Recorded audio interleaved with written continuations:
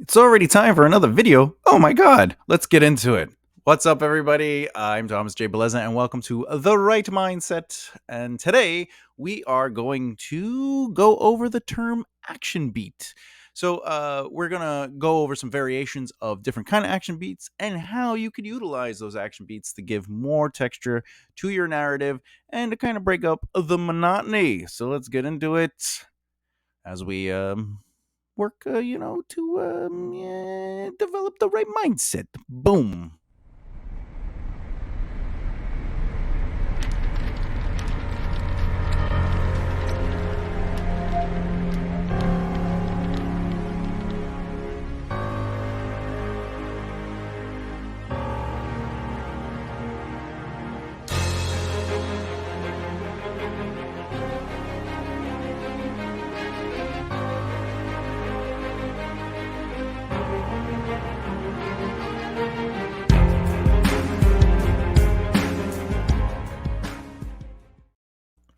Okay. By the way, thank you so much for obviously watching the video, and for those who have been watching the channel and really showing love by liking, commenting, and sharing the videos to help elevate others, because that's the whole point of the community, is saying, hey, here's a concept or an idea to get your brain thinking. It doesn't necessarily mean it's the right way or the only way. It's just the more opportunities we have to spread knowledge, the better tools we have at our disposal. Sort of like being an artist and going, I'm only going to use the primary colors. And then someone's like, no, you got these other colors here. And you're like, and now you can add it to your repertoire or not, whatever the case may be. Which means if you're new here or a beginner writer, even an advanced writer, or somebody that's just looking to understand the insight into the business of publishing and hear some author interviews through our podcast, please subscribe to the channel and click that bell icon so you don't miss out. Oh, let's get right into the meat of this episode. Action beats. So, defining what an action beat is, because ultimately, that's what this episode's about. Action beats. Well, all right. I guess I should define what an action beat is first, so we can kind of like go into it. By definition, an action beat is a short description that comes before, between, or just after dialogue. A beat refers to narration that occurs between or among lines of dialogue. Usually, you'll hear the term action beat when it refers to an action being narrated as dialogue is delivered. Action beats are quick, short, and usually at that moment will add some sort of value to that speech or dialogue. There are action sections that are considered action when it's action in general, but basically it's when characters are doing things, if they're running, swimming, fighting, driving a car against traffic, even sleeping. Those would be action sections, but not necessarily an action beat. All right. So to keep those separate from each other, if it's a chunk of paragraph, but there's no dialogue necessarily, and it's going, they sleep, they sleep while sleep swimming in the pool, and obviously they're trying to get, they're rushing to the car. All that gobbledygook is considered action, but not necessarily an action beat. And we're going to go over some examples of how to really utilize action beats and how they can influence your dialogue. Narrative blocks are when it's neither dialogue nor action. Usually, this refers to descriptions aside for backstories or possibly a long passage of the narrator's thoughts. Thoughts. Thoughts. What is a thought? Anyone? Please let me know in the comments below. So, again, there's dialogue, there's action, and then there's basically narration. And narration doesn't necessarily always have action in it. It could just be referring to some backstory or context, or maybe a deeper dive into what the character's thinking. If you're a first person or even omniscient, and ultimately, what an action beat is, as far as us defining action beats, is it's a quick moment that either is a post dialogue or pre dialogue, or it could even be inside the dialogue. So it's like, hey, hey, hey, action beat, hey, hey, hey. And they're used to add some color and interesting emotions or movement, or It's there to control the beat, the flow, the movements. Okay. So ways to use? That doesn't say. That doesn't say ways. Here, I'll fix that for you. Ways to use an action beat. There you go. Boop. Fixed, as if it never happened. All right. Ways to use an action beat. Okay. Uh, ultimately, action beats can create pace, imagery, movement, and it could add texture to the dialogue when you mix them with action beats. There's one, two, three, four, five examples of different forms of action beats that we're going to go over today in this video. And so here, let's do it using action beats. The first one is called the voice breaker. Voice breaker. Yeah, you ever have that person who won't shut up? Readers feel this with long, drawn out dialogue. It's like it's just a chunk of dialogue, or it's just they're just going on, ba ba ba ba ba ba ba ba, and you're like, could you take a moment, right? So you can take a reader out of the moment so by adding these action beats. Instead of it becoming drone or mundane, where it's just like, oh my god, or monotonous, where they just keep going. You can throw these action beats in there to add some sort of character or tell the audience, hey, these are pattern interrupts. We're gonna let you take a breather from all this goobly-gock. I think that's gonna be the word of the day, goobly-gock. By doing this, it creates a rhythm that breaks up the dialogue. It's he said, she said tagging, but with a little bit more. How do I say? It's a simple way of adding the action beat, right? It's your straightforward tag. An example I'll show you right here. Clearly, there's more to what you're telling me, said Frank. After a slight pause, he went on. Does it matter? Anyway, the truth is stained by your perception. Perceptive? Perceptive? What is that? Perception. That's not correct. See, this is why, by the way, actors, I mean writers, were terrible spellers. Perception. Perception. Perception. If you've watched my other videos, I'm happy to be a bad speller. There's okay. So clearly, there's more to what you're telling me, said Frank. After a slight pause, he went on. Does it matter anyway? The truth is stained by your perception. Okay, period. All right. So the voice breaker really is there. She said, or in this case, said Frank. Said Frank is also Frank said Frank. That's funny. All right, my brain is playing with words. Let's move on. Okay, the next example is the emotional voice. The emotional voice is an ability for us to gauge the mood of a room, person, or situation. This is in part because of our ability to feel empathy and read body language in person. In a story, emotional action beats can elegantly reinforce the reader's understanding of emotions from a character. Ultimately, chunky, clumsy, and oftentimes stale dialogue tags will distract from the importance of the dialogue. And this is the value of emotional voice: is when you're trying to say something, it adds that little extra oh to it.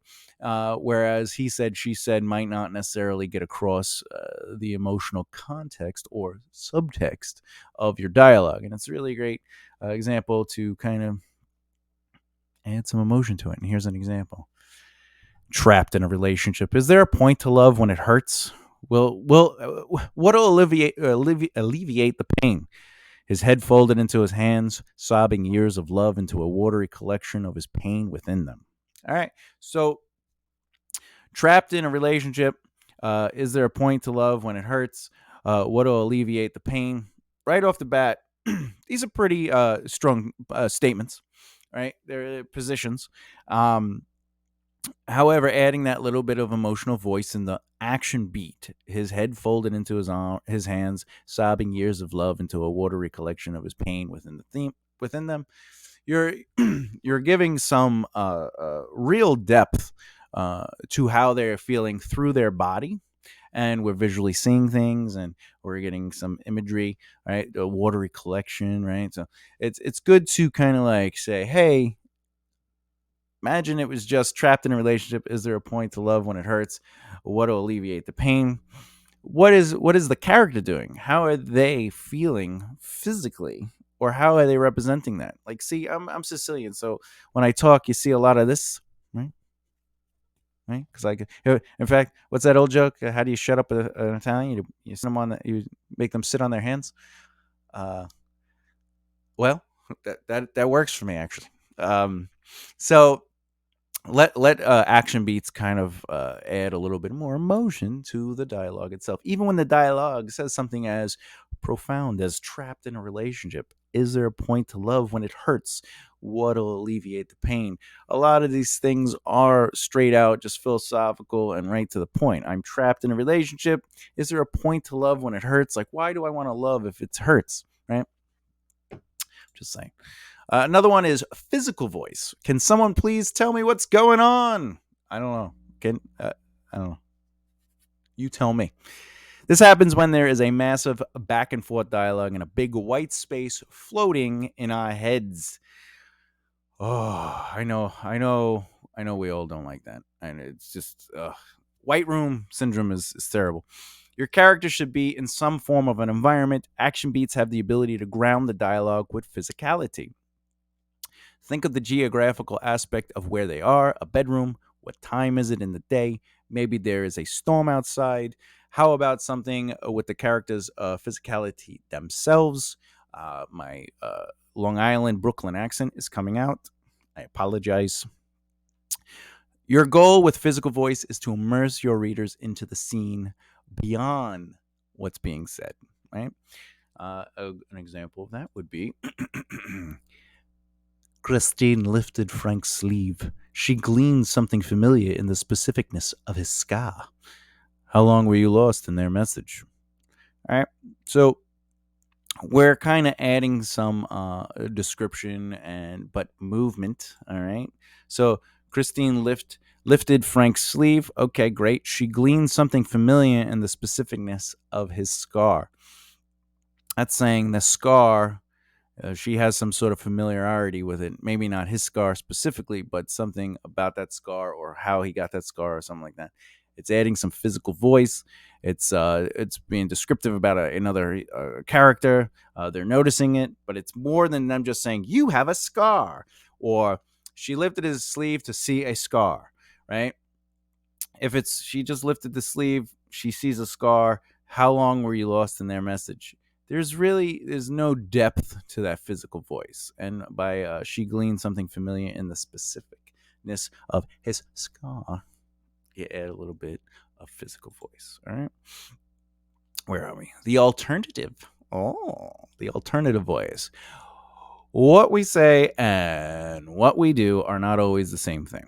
You know that, right? Like I could be happy sounding. I could be like, oh yeah, no, I could. And physically, I go, hey, yeah, I'm fine. I'm happy. Woo, it's a beautiful day. I'm loving it outside. But meanwhile, I could be completely angry at what just happened. I'm just masking it, right? Because you have your mask and unmask personas, especially in writing. It's the mask is what we show people, and the unmask is how we truly feel. And sometimes it comes out when we trust others, and sometimes it doesn't. Okay.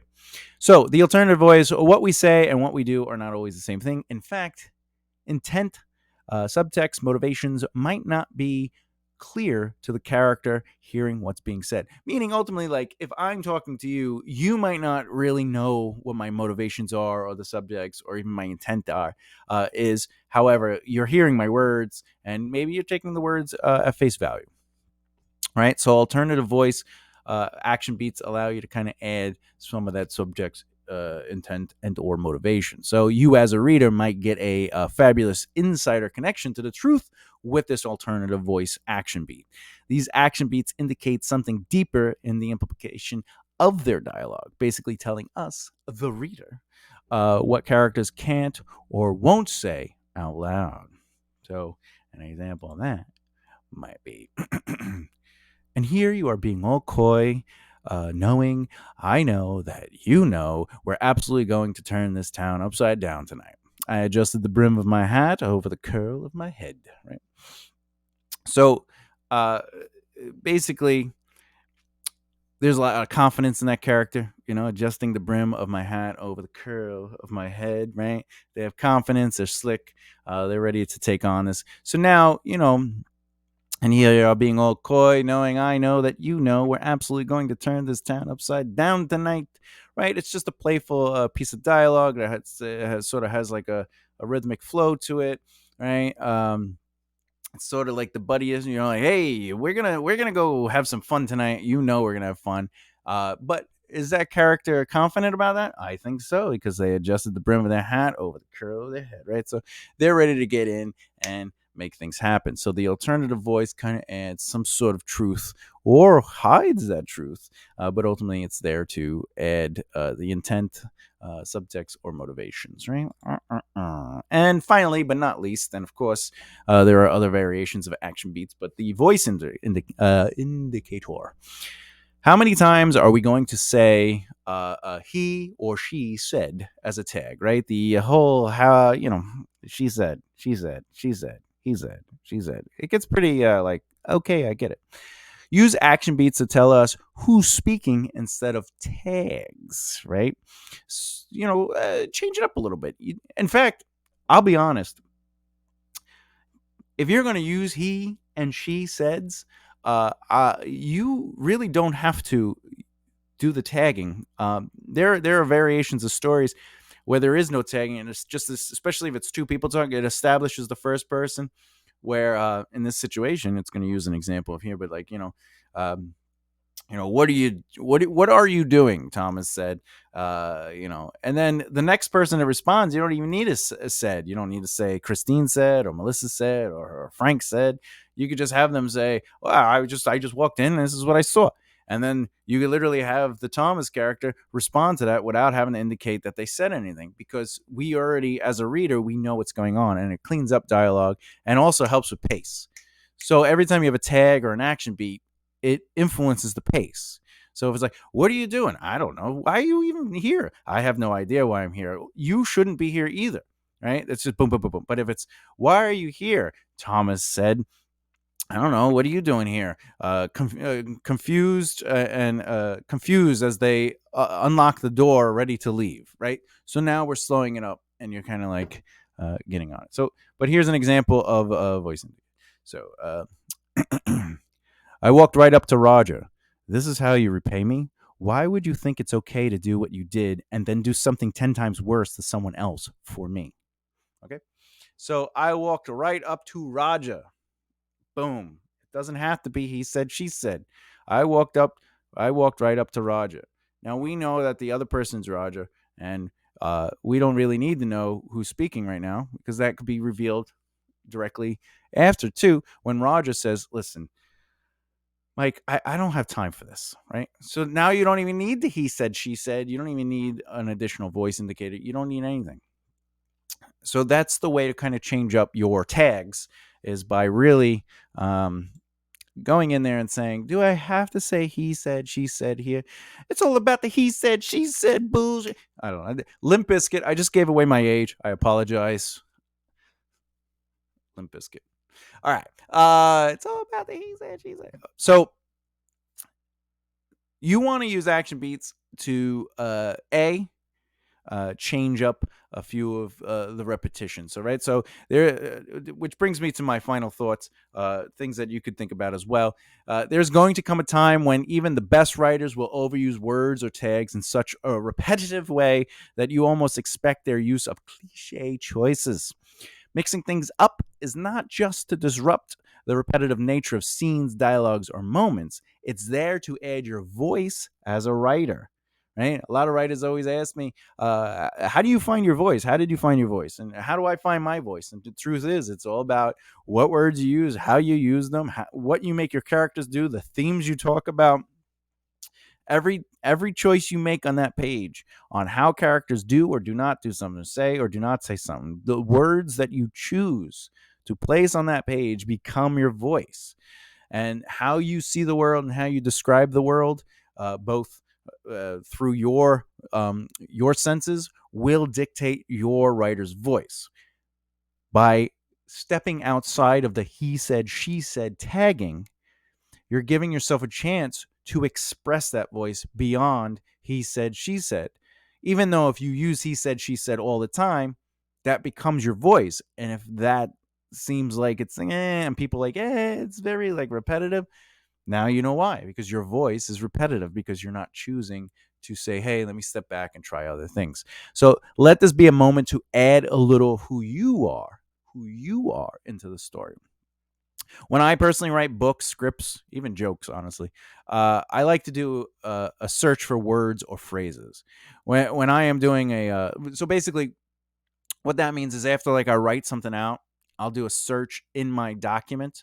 And when I'm doing a proofread or even my second draft, if I see words or phrases pop up a few times, I'll place those words and or phrases into the search, and then I do a massive search, and then I'll go back, search them out, and clean it up. Because honestly, how many times can a character they paused, looked away, and turned back to them before you're like, hey, these characters are boring? I have read scripts where a lot of the action beats, where it's like they pause, they a beat, right, and then it's like they look, they hold their chin and look down, then they look back up and they turn back. Right? It's always in scripts. It's like goes to walk away, stops, turns back to them, and you're like, okay, all right, come on, why don't we just take that out and let the actors make a choice, right? Anyway, so let action beats be something that expresses compassion, joy, despair, or anger, even excitement in different ways. I mean, your goal is to say more than what you write in your dialogue. You want to elevate what's on the page to become emotional for your reader. Not necessarily that the dialogue is emotional, though you want it to be, because all things we say have motivation, which means in turn there's an emotion to it, there's a purpose to it. But you want what you write to connect with your reader, and we do this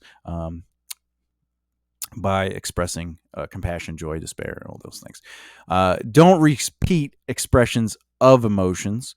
I can't tell you how many times this person I used to know would write furrowed their brow or my eyes widen, all right, or whatever, something like that. And there has to be other things out there. Like imagine like everything, the furrow browed. Well, are you angry? No, my eyes widen afterwards because I'm interested in what you're saying, right? Oh, how do you know they're interested? Because my eyes widen. See, my eyes are widening. All right, I get your eyes are widening, but is there another way we could say that? Because you always it's something you constantly say. Well, how else do you represent excitement? I don't know, but you definitely have to find it. Okay. All I'm saying is that you should use action beats to elevate a character's speech, and in turn add voice to your piece of who you are, but more so that you add interesting elements to your writing in general, because that's the whole point. All right, the next video in this series will be about the term zero draft. I will go over why it's called the vomit draft. the vomit draft. So that brings me to the question: what are your thoughts on traditional dialogue tags, and what's one of your favorite action beats you've written? Let me know. Let me and the community know in the comments below. And of course, you want to learn a little bit more about your craft.